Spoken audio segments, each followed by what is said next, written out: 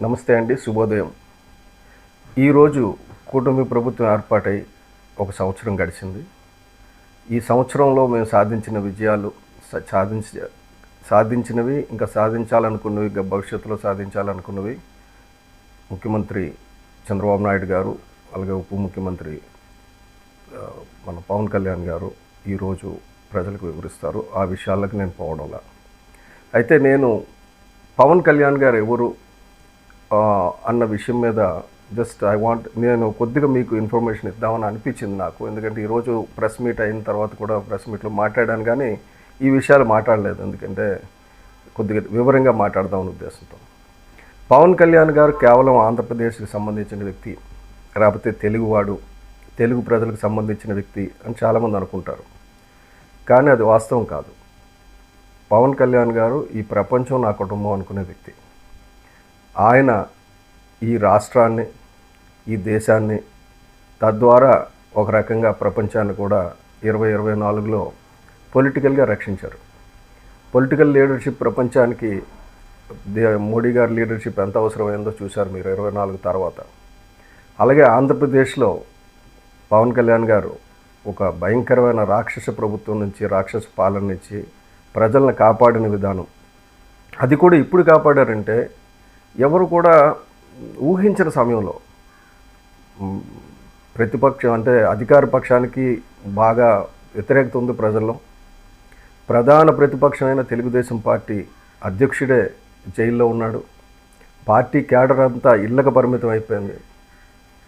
అంటే అగమ్య గోచరంగా తెలుగుదేశం పార్టీ ఉన్న పరిస్థితిలో ఒక కృష్ణ పరమాత్ముడిలాగా వచ్చి అక్కడ జైలుకి వెళ్ళి చంద్రబాబు నాయుడు గారితో మాట్లాడి బయటకు వచ్చి నేను తెలుగుదేశంతో కలిసి ఎన్నికల్లో పోటీ చేస్తున్నానని చెప్పడం.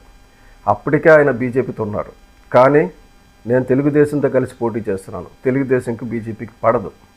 అటువంటి సందర్భంలో ఆయన తీసుకున్న నిర్ణయం చాలామందికి ఆశ్చర్యం వేసింది. ఎవరికి ఇష్టం ఉన్నా లేకపోయినా నేను చేస్తానని ఆయన చెప్పడంలో ఒక ఆంతర్యం ఏంటంటే, ఆయన చాలా భవిష్యత్తుని ఊహించి చూడగలిగే వ్యక్తి. అంత దూరంగా ఆలోచించే వ్యక్తులు ఈ దేశంలో నాకు కనబడాల. రాష్ట్రంలోనే కాదు, దేశంలో కూడా కనబడాల. అతను ఆ రోజు చెప్పిన స్టేట్మెంట్ తర్వాత చూస్తే తెలుగుదేశంకి జవసత్వాలు పుంజుకున్నాయి, కూటమి ఏర్పడింది. కూటమిలో తను తగ్గి కూటమిని గెలిపించాడు. తగ్గడం వల్ల 21 సీట్లే తీసుకోవడం వల్ల కొద్దిగా తగ్గింది అనిపించుకున్న 100% స్ట్రైక్ రేట్తో ముందుకు వచ్చి, తగ్గడం వల్ల ఎవరు తగ్గరు, తనను తాను తగ్గించుకున్నవాడు హెచ్చించబడును అని చెప్పినట్టుగా ఆయన ఎదిగిపోయాడు బాగా. అయిపోయిన తర్వాత చాలామందికి ఏంటంటే పవన్ కళ్యాణ్ గారు ఇలాగ చేయడం లేదు, పవన్ కళ్యాణ్ గారు అలాగే చేయడం లేదు, పవన్ కళ్యాణ్ గారికి రాజకీయాలు చేత కాదు, 2 చోట్ల ఓడిపోయాడని ఇదివరకు చెప్పారు. కానీ 21 గెలిచిన తర్వాత కూడా పవన్ కళ్యాణ్ గారికి ఇది చేత కాదు, అది చేత కాదని. ఆయనకి ఏం చేతనవునో పంచాయతీరాజ్ గురించి కానీ, అటవీ శాఖ గురించి కానీ, వీటన్నిటిలోనే అసలు వినూత్నమైన ఆవిష్కరణలు ఇప్పటి వరకు ఎవరు ఊహించిన విధంగా పంచాయతీరాజ్ శాఖను కానీ, అటవీ శాఖని కానీ, అలాగే సైన్స్ అండ్ టెక్నాలజీ శాఖను కానీ ఆయన నిర్వహిస్తున్న తీరు చూస్తే మతిపోతుంది. అసలు ట్రెండ్ సెట్టర్, ఒక నూతన ఒరవడిని సృష్టించారు. అలాగే పొలిటికల్గా నేను ఎలాగెదగాలి, నా పార్టీ ఎలాగెదగాలి అని ఆలోచించకుండా రాజకీయ సుస్థిరత కావాలి. ఏ దేశమైనా అభివృద్ధి చెందాలంటే, ఏ రాష్ట్రమైనా అభివృద్ధి చెందాలంటే మనం ఎదగడం కాదు, రాజకీయ సుస్థిరత కావాలని. అది చాలా విజ్ఞత ఉన్న వాళ్ళకి తప్ప మామూలు వాళ్ళకి అర్థం కాదు. చాలామంది ఏమనుకుంటారంటే తెలివి తక్కువడు, మిగతా వాళ్ళలాగా చేయాలని. సో అక్కడి నుంచి ఆయన ఒక కొత్త ట్రెండ్ సృష్టించి, ఇప్పుడు ఈ ట్రెండ్ నేను చెప్తున్నాను, ప్రపంచం దేశంలోనే మిగతా దేశాల్లో పొలిటికల్ పార్టీలు ఈ ట్రెండ్ని చూస్తాయి. ఎందుకంటే చాలా దేశాలు పతనం అయిపోవడానికి కారణం పొలిటికల్ ఇన్స్టెబిలిటీ, రాజకీయ అనిశ్చితి వల్ల చాలా దేశాలు ఇవాళ తగలబడిపోతున్నాయి. అటువంటి అనిశ్చితి నుంచి మన రాష్ట్రాన్ని, మన దేశాన్ని కాపాడిన ఒక మహానుభావుడు పవన్ కళ్యాణ్ గారు. ఎవరు ఒప్పుకున్నా ఒప్పుకోకపోయినా ఇది వాస్తవం, జరిగింది. అలాగే బీజేపీ అంటే ఒక మతతత్వ పార్టీ అని చంద్రబాబు నాయుడు గారు కూడా చేదరించుకొని దూరం అయిపోయినా కూడా ఈయన అదే మతతత్వ పార్టీతో జతకట్టడం. చాలామంది ఏమనుకున్నారు, బీజేపీని మతతత్వ పార్టీగానే చూశారు. కానీ పవన్ కళ్యాణ్ గారు అంతకు దాటి చూశారు. బీజేపీయే హిందుత్వాన్ని బతికించగలదు, బీజేపీని మనం స్ట్రెంగ్థన్ చేసుకోవాలి, మన హిందుత్వాన్ని మనం రక్షించుకోవాలి అని చేసి బీజేపీతో జతకట్టినప్పుడు కూడా ప్రతి ఒక్కరు, ఈ దేశంలో నాకు తెలిసిన ప్రతి ఒక్కరు కూడా ఏంటి పవన్ కళ్యాణ్ పోయి బీజేపీతో జత పెట్టుకోవడం ఏంటి, కమ్యూనిస్టులు కానీ, కాంగ్రెస్ వాళ్ళు కానీ, కాంగ్రెస్ లీడర్స్ కానీ, పెద్ద పెద్ద వాళ్ళందరూ కూడా. కానీ పవన్ కళ్యాణ్ గారు నిర్ణయం తీసుకున్నారు. నిర్ణయం తీసుకున్న తర్వాత ఏమైంది? అయోధ్యలో రామ మందిరం నిర్మాణం అయింది. ఈ దేశంలో హిందువులు, మేము కూడా హిందువులు అని చెప్పుకునే పరిస్థితి వచ్చింది. హిందువులకు సమాన ప్రతిపత్తి వచ్చింది. ఈ దేశంలో ఇతర మతాలకు ఉన్న ప్రతిపత్తి హిందూ మతానికి లేదు. హిందూ మత దేవాలయం నుంచి డబ్బులు తీసుకెళ్ళి ఇతర మతాలకు ఖర్చు పెడతారు.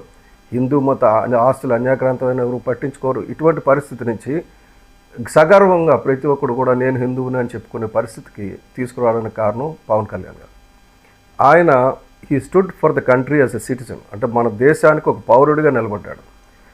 మన హిందూ ధర్మానికి ఒక హిందూవాదిగా, హిందువుగా జన్మించినందుకు హిందూ ధర్మాన్ని కాపాడుతున్నాడు.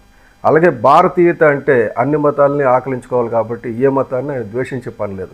మిగతా వాళ్ళకి పవన్ కళ్యాణ్ గారికి తేడా ఏంటంటే ఎవరైనా ఒక మతాన్ని ప్రేమిస్తూ ఇంకో మతాన్ని ద్వేషిస్తారు.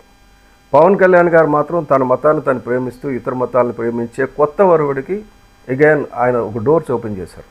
దానివల్ల ఏంటంటే శాంతి, మన దేశంలో శాంతి వస్తుంది. ఈ శాంతిని మిగతా దేశాలు కాపీ చేసే పరిస్థితి వస్తుంది. అలాగే ఈ మధ్యని కేకే అని చెప్పి ఒక సర్వే చేసి దాని పెద్ద, అంటే మన ప్రాబ్లం ఏమైందంటే మన మీడియాలో ఒకటి ఏదైనా ఒక చెత్త వస్తే ఆ చెత్తను విపరీతంగా విస్తృతంగా ప్రచారం చేస్తాం మనమే. ఈ కేకే సర్వే ఏం చెప్తాడు? పవన్ కళ్యాణ్ గారు చాలా మంచివారు, ఆయన అవినీతికి పాల్పడడం లేదు, ఆయన ఆఫీసర్లు కూడా ఎవరు అవినీతికి పాల్పడటం లేదు, కానీ ఆయన పార్టీ నిర్మాణం చేసుకోకపోతే నష్టం వస్తుంది. పవన్ కళ్యాణ్ గారు ఎవరో నీకేం తెలుసు? ఆయన ఉద్దేశాలు నీకేం తెలుసు? పార్టీ నిర్మాణం జరగలేదని నువ్వు అనుకుంటున్నావు, కానీ పార్టీ నిర్మాణం ఆయన ప్రజల గుండెల్లో చేసేసుకున్నాడు. రాష్ట్రం కాదు, రాష్ట్రం దాటి వెళ్ళిపోయింది. దేశం అంతా కూడా ఆయనకి ఇప్పుడు ఎక్కడ పార్టీ పెడతారా, రండి మా దగ్గర పార్టీ పెట్టండి, మీలాంటి వాళ్ళు కావాలని అడుగుతున్నారు. నాయకుల నుంచి పార్టీ నిర్మాణం కాదు, ప్రజల నుంచి పార్టీ నిర్మాణం చేస్తున్నారు పవన్ కళ్యాణ్. ఇది గుర్తుపెట్టుకోవాలి కేకేశ్వర వాళ్ళు. ఎందుకంటే చాలామంది రాజకీయ పార్టీ అనగానే ఏదో అధికారం ఆశించో, డబ్బు ఉన్నవాడు గుర్తింపు గురించో, లేకపోతే డబ్బు ఉన్నవాడు ఒక ఎమ్మెల్యే అవుదామనో, ఎంపీ అవుదామనో, మంత్రి అవుదామనో, అధికారం సంపాదించుకుందామని ఒక ఆశ ఉండొచ్చు. కొంతమంది అధికారం చాటునే డబ్బులు సంపాదించుకోవచ్చు, అక్రమ సంపాదన కూడా చేస్తూ ఉండొచ్చు. కొంతమంది ఇంకొకరు ఎదగకుండా ఉండాలని ఈ పార్టీలకు రావచ్చు. అందరూ వస్తారు, పార్టీ అన్న తర్వాత సమాజంలో అందరూ వస్తారు. కానీ పవన్ కళ్యాణ్ గారికి ఉన్న ప్రత్యేకత ఏంటంటే ప్రజారాజ్యం పెట్టిన దగ్గర నుంచి, తన అన్నకు ద్రోహం చేసిన వాళ్ళ దగ్గర నుంచి ఈ రోజు వరకు మన పార్టీలో ఎవడు మంచివాడు ఎవడు చెడ్డవాడు అన్న డేటా పవన్ కళ్యాణ్ గారి దగ్గర ఉన్నంతగా ఎవరి దగ్గర ఉండదు. ఆయన ఒక వ్యక్తి కాదు, ఒక వ్యవస్థ. ఆయన వెనకతలు పనిచేస్తున్నది ఒక వ్యవస్థ పనిచేస్తుంది. ఒక లక్షలాది మంది పనిచేస్తున్నారు ఆయన గురించి. ఈ విషయం చాలామందికి తెలియదు. పవన్ కళ్యాణ్ గారి దగ్గరికి వెళ్ళి మా నియోజకవర్గంలో ఫలానా జరుగుతుందో ఆయనకి వెళ్ళి చెప్పేయాలి, అర్జెంట్గా చెప్పేస్తే ఆయన తెలుసుకుంటారని. ఆయనకు తెలుసు. ఆయన తెలిసే టైం గురించి వెయిట్ చేస్తారు. చాలామందికి ఏంటంటే ఆయనకి వెళ్ళి చెప్పలేదు అని చెప్పేసి. ఇంకోటి ఏమంటే మనం అధికారంలో ఉన్నాం, పవన్ కళ్యాణ్ గారు అధికారంలో తక్కువ సీట్లలో ఉన్నారు. జన సైనికులు ఇప్పుడు మనం ఇష్టం వచ్చినట్టు అణిచేయవచ్చు, లేకపోతే మన పార్టీలో మార్చేసుకోవచ్చు అనుకుంటారు. అవన్నీ కూడా సంకుచితమైన భావాలు. నాకు ఆ భావం చంద్రబాబు నాయుడు గారితో ఉంటుందని నేను అనుకోను. కానీ కిందన ఏంటంటే మన పార్టీ బలపరచుకోవాలి. మన పార్టీ బలమే పునాదే పవన్ కళ్యాణ్ గారు. పవన్ కళ్యాణ్ గారు జనసేన బలంగా లేకపోతే వేరే పార్టీలు మనుగడ లేదు ఇక్కడ. ఆ పరిస్థితికి వచ్చాం, అది గుర్తుపెట్టుకోవాలి. ఎవరైనా సరే జనసేనతో సఖ్యతగా ఉండి, జనసేనతో సఖ్యతగా ఉంటే వాళ్ళ భవిష్యత్తు బాగుంటుంది. జనసేనని తినేద్దాం, లేకపోతే జనసేనాన్ని మోసం చేద్దాం, జనసైన్యానికి అన్యాయం చేద్దాం అనుకున్న వాళ్ళు నష్టపోతారు. ఎంత నష్టపరచుదామని ట్రై చేస్తే జనసేన అంత ప్రజల్లో బలపడుతుంది. ఈ విషయం గమనించాలి. Thank you.